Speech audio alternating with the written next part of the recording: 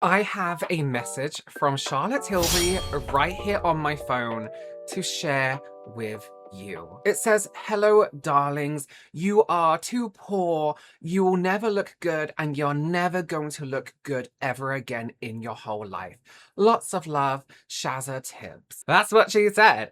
I didn't say it, that's what she said. For legal reasons, she never sent me that message. But listen, this is the vibe I'm getting, and this is the vibe a lot of you have been getting because you have sent this video to me non-stop from every single source it's come from. People are outraged. Sorry, I'm just adjusting my microphone. For those of you who don't know, Charlotte Tilbury was recently interviewed and she said something a little bit controversial. Not only controversial, but a little bit ignorant. And not only ignorant, but also straight up lying. So what I want to do is take a look at what she said in this video. We're going to watch the whole thing. It's only a few minutes long, and then I want to break it down a little bit for you. And I also want to talk about what other people are saying about this situation. And you know I've got my own opinions. I haven't made any comment on this just yet for those people who think I wait around to give my opinion to see what everyone else is saying, because I was in Korea. Actually, I came back this week, so I haven't said much, but yeah. Okay, let's watch this video together.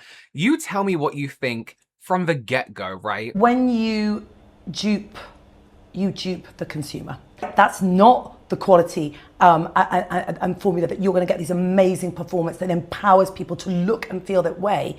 So if you can do it, try, baby, try, darling. It's on. The game is on. But I have not seen it yet. In a time where people don't have that much money and they think they can get a sort of Charlotte Tilbury-esque look for a fraction of the price, why wouldn't they buy that product? Because you just said it, an esque look. It's not Charlotte Tilbury, and it's not the product, and it's not performing the way that my products do. I have looked at those dupes and they do not. So by the way, if I could do them for those prices, I would. Charlotte Tilbury does have quite a strong reaction to dupes. Now listen, I'm not a Charlotte Tilbury fan at all. You can go through my catalogue of videos. You know I do not like that brand. You know I do not like Charlotte Tilbury. However, I can see things from different people's points of view. And listen, I'm gonna give lots of thoughts on this. So wait till I finish talking till you kind of like agree or disagree with me. I can see why Charlotte Tilbury herself might be a little bit frustrated at the industry of dupes, right? Because, my gosh,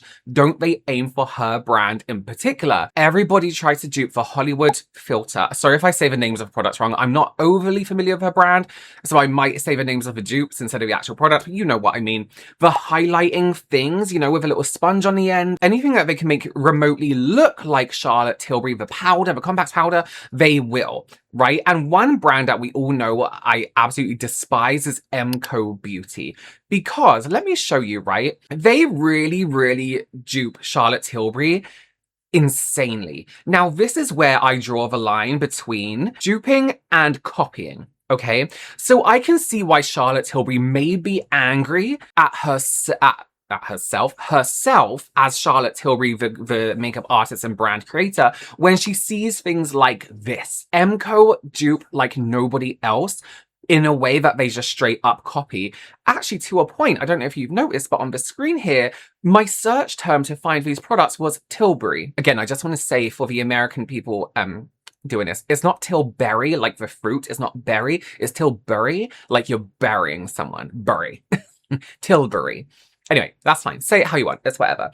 I say Kevin Aquan how I want. But the packaging is exactly the same. In fact, when you go to KBeauty and you type in something like glow recipe, for example, this is what come up. Their glow recipe copies. The fact that you can go on their website and type in the brand and what they have copied comes up is crazy. Now, I refer to their products as copies because you look at other brands who dupe Charlotte Tilbury. Let's say like Elf, for example. I don't support them anymore. I won't support them. But one thing I have to give them credit for before they went into this, whatever it is they're doing with their brand right now, this crazy stage of just being offensive to everyone, they duped in a way that made their dupes their own iconic products, right? Like their sticky primers. You know it's a dupe of Milk, but you also know that Elf did one of the best sticky primers, right? You know what I'm trying to say? They duped in a way that wasn't a direct copy. You knew what the product was and what it was going to give. You knew what you were getting, right? And then it got to a point where people would recommend the dupe over the original. They did it very, very well, and it didn't feel like it was invading the space of the other brand. So why I can understand, even if, okay, let me try and see it from her point of view. If I had a brand and I spent time and energy putting into this, you know, products that I wanted to make iconically my own, and then somebody else copied it, I would be a little bit pissed off. It's like when we make content online and maybe we come up with a unique idea and then somebody copies that unique idea. It can be a little bit like, oh, okay, you have no respect for me. You know, you're taking what's mine. I can imagine it feels like that. But as I was saying, there's duping and then copying. So I can understand the frustration. However, some of the things she said in that clip were wrong on many levels, right? Let's go through this little bit one by one. Let's have a look again at what she says a little bit closer. When you dupe the consumer. Okay, let me just say something here. One thing that I found a little bit offensive through this, and the way some brands see people who buy their products, they act like they know everything and that their customer is stupid.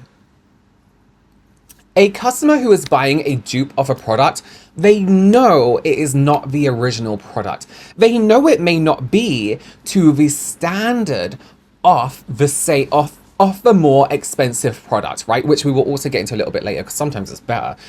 They know they are not getting the original. They aren't dumb, right? So saying that giving somebody a dupe of a product isn't duping the consumer. It's giving them options because at that present point in time, they may not be able to afford your product, right? But they want a similar looking result. They're not stupid. They're not like, oh my God, that's Charlotte Tilbury. No, they know it's not Charlotte Tilbury. Okay? Come on, give your consumer some credit. It's not the quality and formula that you're going to get these amazing performance that empowers people to look and feel that way. This is what is pissing everyone off a lot. She is basically saying, or what I'm getting from this and what from a lot of people are in how a lot of people are interpreting this is, if you are not buying Charlotte Tilbury, therefore a higher end brand, you are not getting the same quality product to feel or look a particular way, which is good about yourself and look good.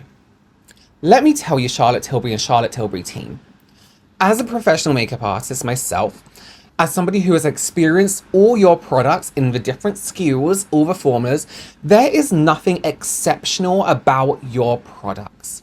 In fact, I kind of think of your brand as the creme de la mer of the makeup world. It's overpriced, the packaging might be fancy, the textures are too rich for a lot of people, but it's just not worth what you are getting. Do they work like any other product? Sure. Are they worth the price you're paying for them? Absolutely not. In fact, absolutely the fuck not. I have used products that are more innovative than the Charlotte Tilbury formulas that cost a lot less. The majority of KBeauty, for example. Formulas are better, a lot better, work so much better. On my eyes right now, I have my Divination palette with Blend Bunny, which will be back in stock in August. Much, much better in quality, in pigmentation than Charlotte Tilbury eyeshadows. I bought a Charlotte Tilbury eyeshadow palette when they launched. I have never been so disappointed and felt more like I wasted my money in my life. And you may not be going for a look like this with Charlotte Tilbury because they limit you to like, what is it, 5 of the same look? Or however many of the kind of standard Hollywood look. But you know, you control the pigmentation depending on your application. There is nothing exceptional about this brand, Charlotte Tilbury. And I feel like she needs to get over that. And I think she knows it too, in terms of what they're charging for it. Just because you are Charlotte Tilbury, just because you've put this thing with your brand that, oh my gosh, aren't the products incredible? I'm sure they work for a lot of people and I'm sure a lot of people like them. But your brand isn't exceptionally better than anyone else's. So if you can do it, try, baby, try. Darling, it's on. After this, a lot of people have taken to posting online them using Charlotte Tilbury dupes or drugstore brands and showing that they can actually make an incredible look, which you can absolutely do. Now, oh, she looks great in that screen grab. Let's just talk about something, how far drugstore makeup has come within the past years. And I feel like perhaps as an industry professional, this is something that Charlotte Tilbury should be aware of, probably is aware of, or kind of needs to update herself on. Drugstore brands aren't where they used to be. We aren't in phase 1, phase 2, phase 3 of drugstore brands where everything smells like Avon, where everything smells like the first ever makeup invented. It isn't all makeup from the 90s. Yes, you can still get those incredibly affordable, cheap brands, right?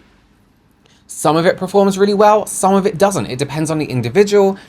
Some of it is just crap, but a lot of it is absolutely fine. Then you can get still the affordable stuff within drugstores, the brands like MUA, the brands like NYX, whose product is exceptional, and they actually kind of mimic the standard of high-end brands. Listen, I have Dior, I have Marc Jacobs, I have Tieter, I have Korean brands at our drugstore.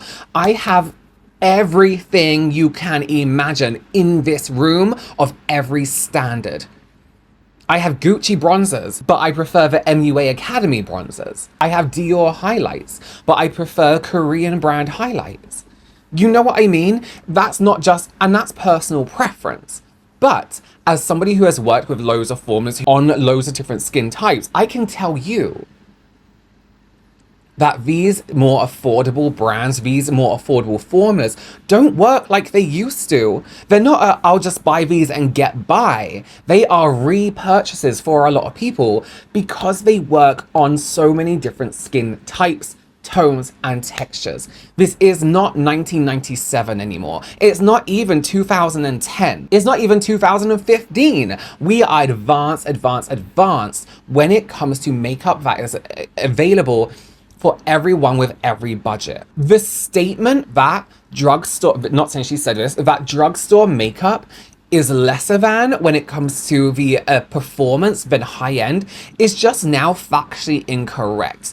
Factually incorrect, wrong. Now, does every single drugstore brand or every single drugstore product perform better than high-end? No, but you get the products that do. So to say that you are never going to get that high-end look with drugstore is just straight up incorrect.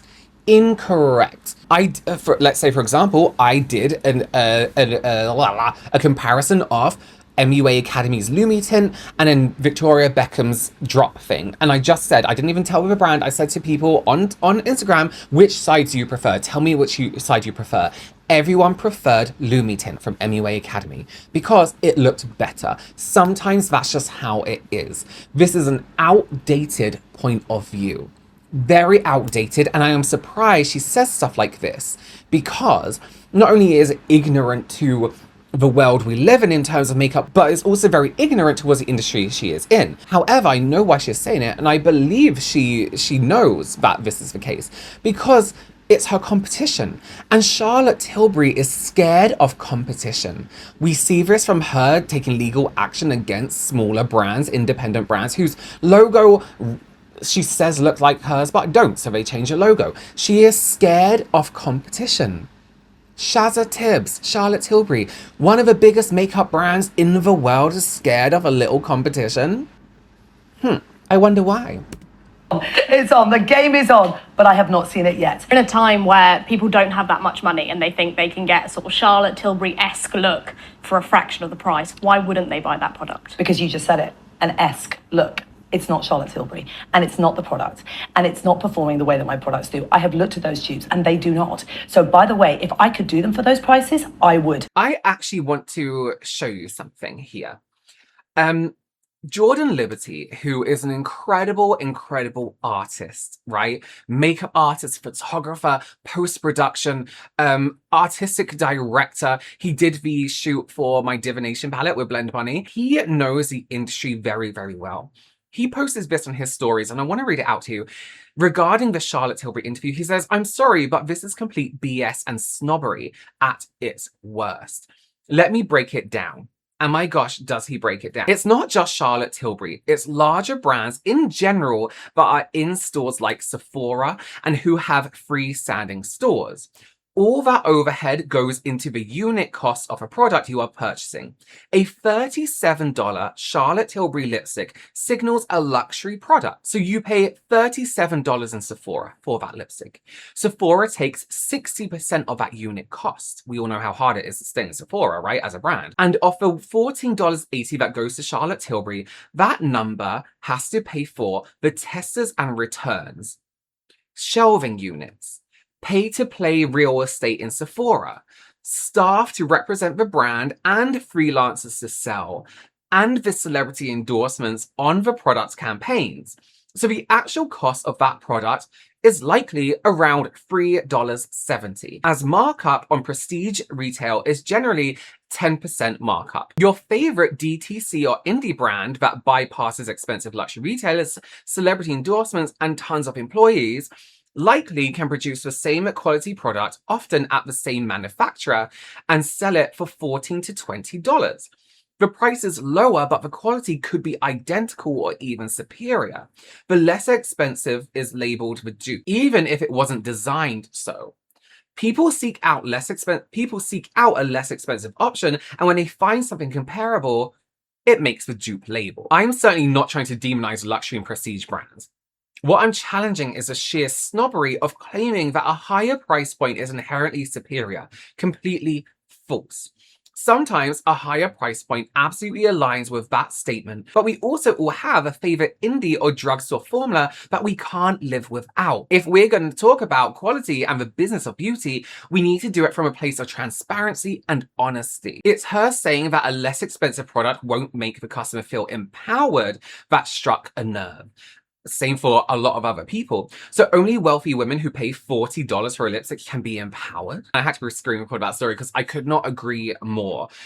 What Jordan's saying there is, you know, this is how the situation works. It's not saying that you can't buy luxury. If you like luxury makeup, great, good for you. I have some luxury makeup. I have luxury skincare. I have luxury clothing. It doesn't mean I only like that. And I hate the more affordable stuff. It doesn't mean that at all. Because it's nice to mix it up. But he's saying, let's be transparent here. Your product costs this because this is your cost to keep you where you are. One thing I don't, sorry, if you hear my dog's barking, my partner just came home. I was very excited to see him. One thing I do have to say about duping culture, and you know me, I do not like KBeauty. I said it at the beginning of this video, I'll say it now. KBeauty do something very, very strange where they do just straight up copy, and I personally believe that the quality is not there. I want to show you this example. This is their overnight lip mask and an overnight lip mask trio. Now, this is obviously a copy of Laneige's sleeping mask. Laneige do these incredible, oh, this is the Soda Crush one.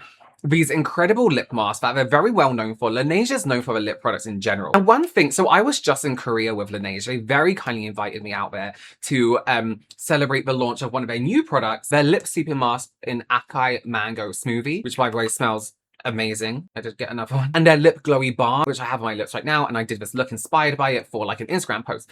But one thing that I experienced out there on the trip really got me thinking about dupes like this. A brand like MCO that doesn't necessarily make a product their own, like some brands that make dupes, you know, they kind of make the product their own, they add their own thing to it. We went into the More Pacific Lab, which is the huge company that own Laneige, and we were shown some of the experiments that are done with their lip sleeping masks, right?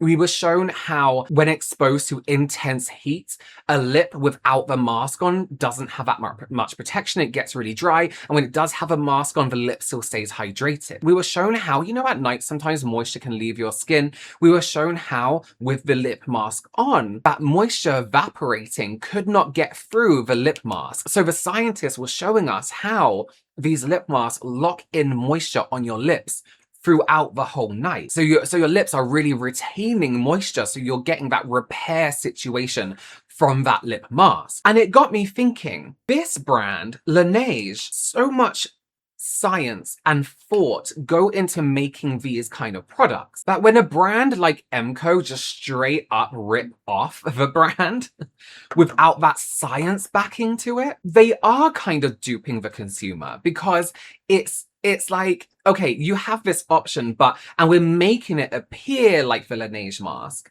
We're making it appear like it's going to do the same thing, but really it's just a lip balm. And you can see that by the ingredient list. I do have to add in here that after speaking to a friend who is like a cosmetic chemist, they did look at the ingredients list for me from the Laneige and the Emco ingredients, and it does kind of show that Emco really just provides a glossy texture while being basically hydrating, whereas Laneige has a lot more beneficial ingredients that are actually going to help the lips in the long run. And listen, that experiment got me crazy. I bought this one because it smells incredible. We got to make our own one. We got to customize our own lip balm. I put cream soda in and candy. I bought another one because when I see facts and when I see the purpose of a product, I love the science behind it. So when I see the purpose of it, I'm like, okay, this is why it works. This is what makes it special, right? So instead of selling products that are just the visual representation of another product, if you are a company going to make a dupe of a product, at least make it work in a very similar way. You see what I'm saying? You see what I mean? Because I believe that a brand like KBeauty does not do that. They give you packaging, but the formulations, nothing like it in any way. And when you want it, you're buying a dupe, not because the packaging looks the same, not because you want to be seen using the same product, but because you want a similar formula that is more affordable. So when you are looking for dupes, maybe do a bit of ingredient comparison. What about this? What tests have they done? You know, what have they done in terms of to make it seem similar?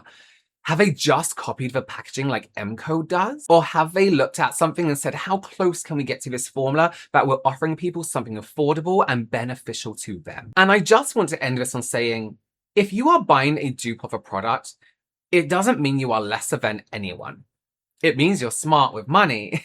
It means you know what you want, but also you know you don't have to invest in something that's too expensive. I would warn against some brands that just copy packaging and don't really invest too much in their formulations, because that is just theft in my eyes. But there is absolutely nothing wrong with knowing that actually there is a more affordable option and you will get very similar results, if not the same. I also want to add in here, there's this kind of narrative online that because something is made in the same factory as something, it means they're the same product. That's not the case. It's like when you go into a big department store like Macy's, Selfridges, you know there's different levels of what you can buy there, right? So factories do also do options for brands who are buying things where they can give you something expensive to make, or they can give you something more affordable to make. There are the options there. So let's just say just because Charlotte Tilbury was made in the same factory as a drugstore brand or a more affordable brand, it does not mean it's the same product. So don't get that in your head that it's the same product. It's not. Factories offer different levels of what they can make too. All right, let me know your opinions down below. Were you offended by what she said? Were you a little bit pissed off by what she said? Do you just straight up agree with her? Let me know down below in the comments. Subscribe if you haven't already. Give this video a thumbs up, and I will see you very, very soon. Bye.